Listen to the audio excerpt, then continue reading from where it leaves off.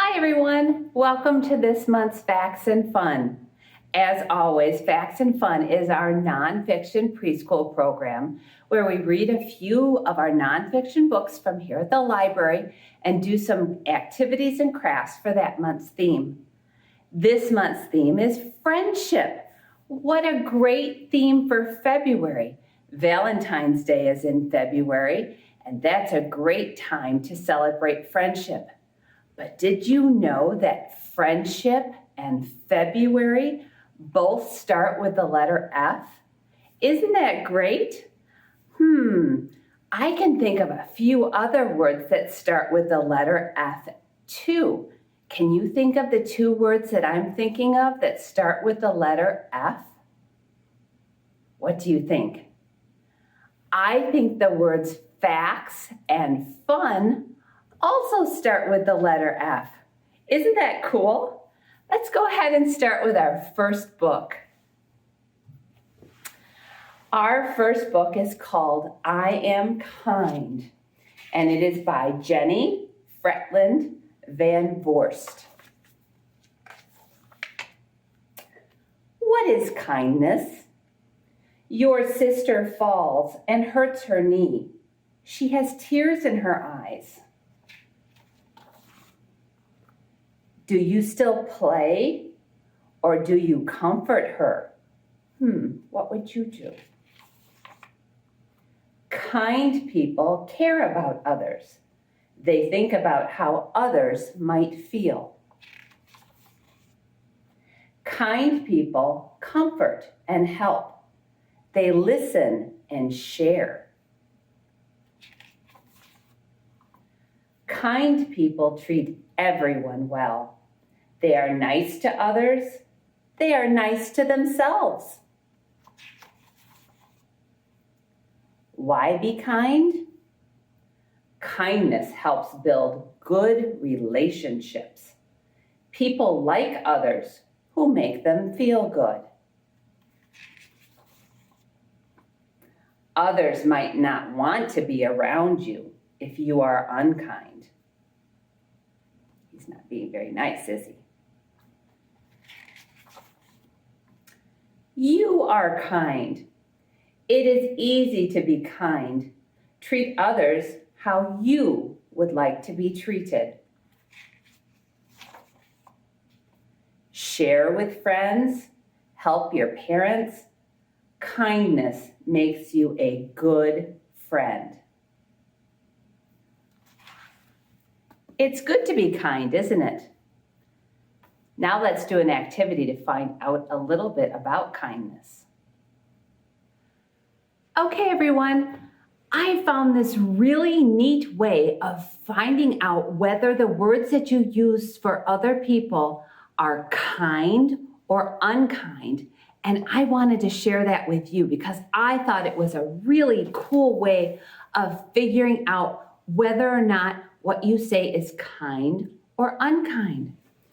In your kit, you'll find a bag that has some cotton balls and a small piece of sandpaper in it.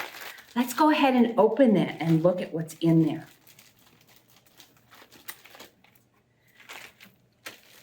Now, when we say things to our friends and family, and we're trying to figure out whether or not we're being kind or unkind, we can think of the cotton balls and the sandpaper. Cotton balls, let's hold the cotton balls in our hand, are soft, aren't they? We can pull them apart a little bit, but they're very soft on our skin, right? They're soft and gentle. Those are like kind words, like cotton balls. All right, let's put the cotton balls down. Now, let's pick up the piece of sandpaper. Be careful with it. Don't hurt yourself with it. Now, a piece of sandpaper is rough. If we put our finger on it, do you feel how rough it is? That doesn't feel very nice, does it? That's like unkind words or mean words. So we don't want to use words that are like sandpaper, do we? We want to use words that are like cotton balls. And this is a way that we can figure out whether or not we are being kind or unkind or mean to our friends and family. So when you're doing things with your friends or with your family, think about the cotton balls and the sandpaper. I know I'm going to. I never thought of it that way, but that will help me remember to be kind to my friends and family. I hope it will help you too. Let's read another book. Wasn't that a wonderful way to figure out whether or not you're being kind or unkind? I know I'm going to remember that lesson for a long time. Now let's read a book about a couple of animal friends. This book is called Tarra and Bella, the Elephant and Dog Who Became Best Friends.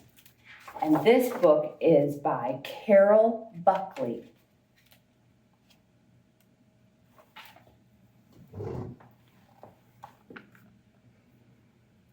Before Tarra met Bella, she was an entertainer. Tarra performed in the circus as the world's only roller skating elephant.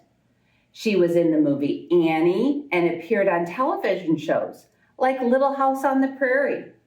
But after 20 years of entertaining, Tarra deserved a different life. She needed elephant friends and lots of room to roam. So in the spring of 1995, Tarra became the first resident of the Elephant Sanctuary in Tennessee. The sanctuary is a special place with lots of room where elephants can live freely in nature, not like the zoo, but like the wild.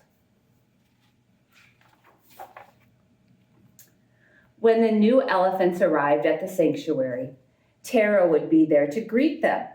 She would lead them through the barns and pastures and show them her favorite creeks and forest trails.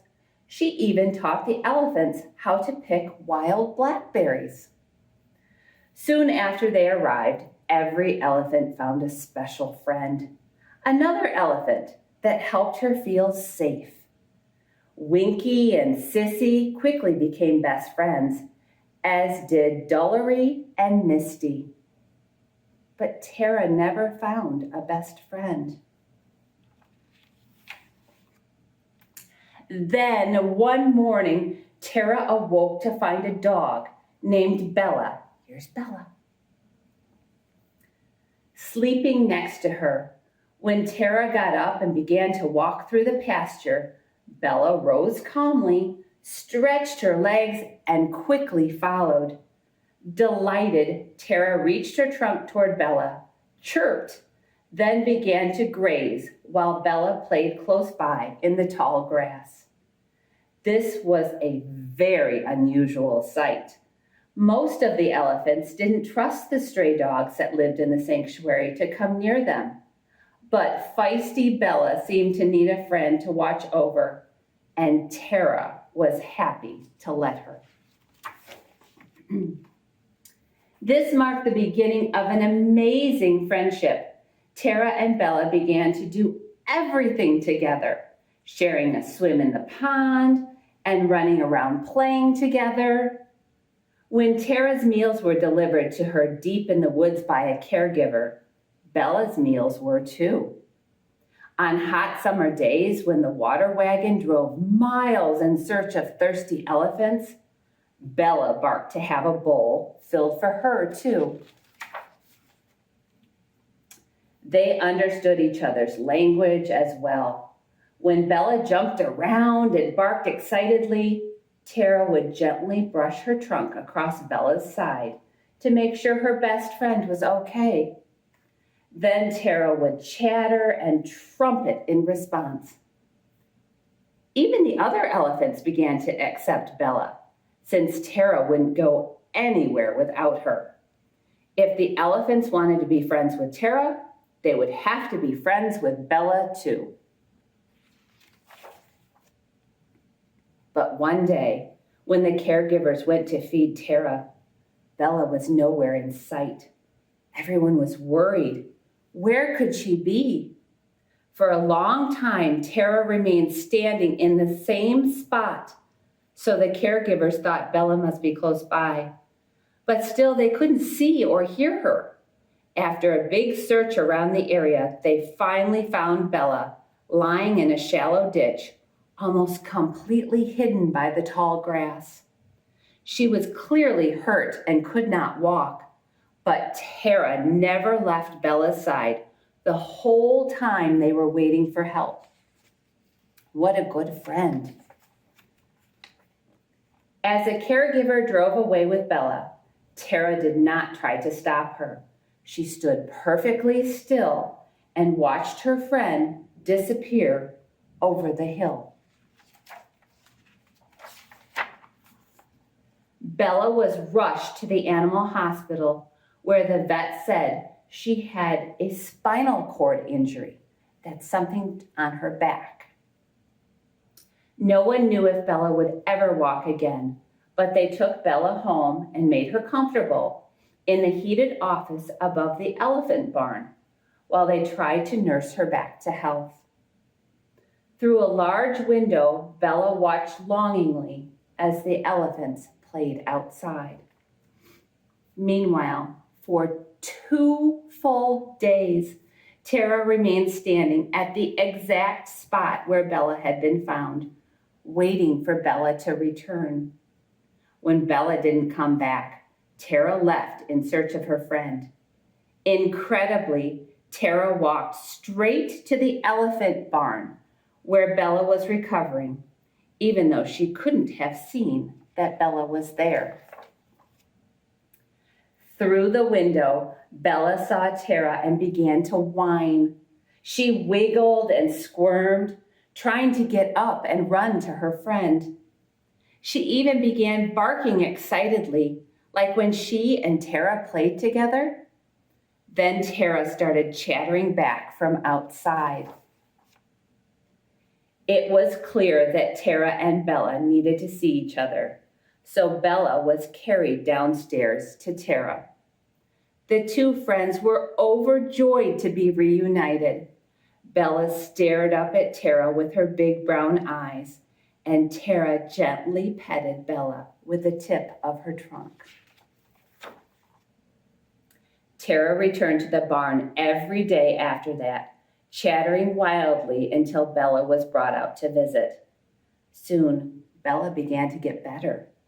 When she was able to use her back legs again, Bella was allowed to roam outside with Tarra during the day, and at dusk, that's the end of the day when the sun goes down, she was brought back to the barn. Even though their time together was limited until Bella fully recovered, being with Tarra was the best medicine for Bella. Today, Bella and Tarra can be found walking side by side in the woods or napping under the shade of an ancient oak tree, Bella snuggled close to Tarra. When they run, Bella limps, but it does not stop them from having fun. Tarra and Bella are back together, sharing their meals, their freedom, and their big love. They are truly forever best friends. And there's Tarra and Bella. Oh my goodness, wasn't that a wonderful story about an elephant and a dog who are best friends? I bet you have some friends too. Should we make some special items for your friends? I just love that story about Tarra and Bella, don't you? Oh my gosh, an elephant and a dog were best friends. I bet you have good friends too. Should we make some friendship bracelets for your friends? In your kit, you have some white pipe cleaners and you have some beads. Everybody has different beads. They're all different. And we're going to make friendship bracelets. Let's see, we'll put it like that so you can see. They're really easy to do, and we can do it while we're listening to the next book. We're going to take a pipe cleaner and pick out a bead you would like to start with. I'm going to start with a green bead. And you will put the bead on the pipe cleaner so that it looks like that. Now you need to leave a little bit at the end so that we can tie the pipe cleaner together. Now, how do we keep the beads on there? Well, they can go like this. That's not too bad. They don't come off, do they?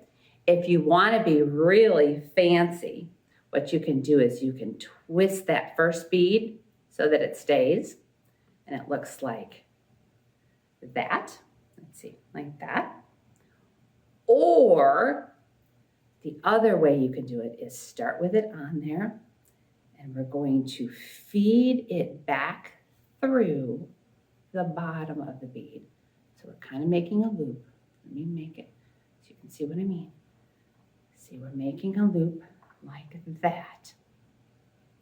And then we'll pull it straight so that it looks like that. Do you have to do it this way? Of course not. They will stay on the pipe cleaner all by themselves, but this makes it extra sturdy. So after you do your first bead, you're going to pick some other beads out of your bag to put on. Now, if you'll remember, we did patterns on some other months. Can you do a pattern? Of course you can. Do you have to do a pattern? Of course you don't. You can put any beads you'd like on. Think about maybe what your friend's favorite colors are, and you can put those beads on. You'll also find some special beads in your bags that are shaped like hearts that I thought would be fun since it's February and it's Friendship Month and it's also Valentine's Day. So you'll find some of those too. So you keep putting all of your beads on your pipe cleaner. I would say maybe 20 beads should be enough. You'll have to measure your friend's wrist to see. And then you finish it the same way we started. And then you put it on your friend's wrist and twist it together so that it looks like that. So I gave you enough pipe cleaners so you'll be able to make a few friendship bracelets for friends and family. Oh, family starts with F too, doesn't it?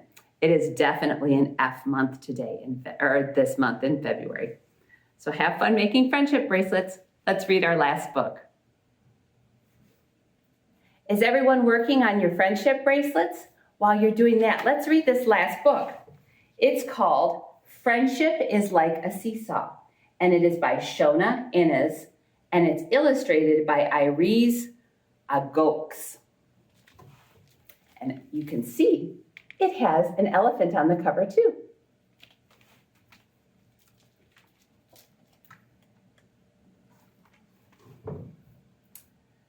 Friendships are funny and precious things. Friendships come in many shapes and sizes. Friendships are built by the way we get along with friends. Friendships can be old or new. A good friendship is a very special thing to have. Good friends agree on the rules. They do nice things for each other. They are kind. Remember, we learned about kindness.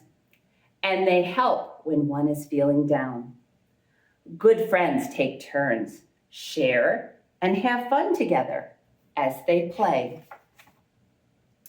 Sometimes friendships can be a little bit like a seesaw. When friends play on a seesaw, one side goes up and the other side goes down. And when one side goes down, the other side of the seesaw goes up. When a seesaw is even on both sides, it is balanced.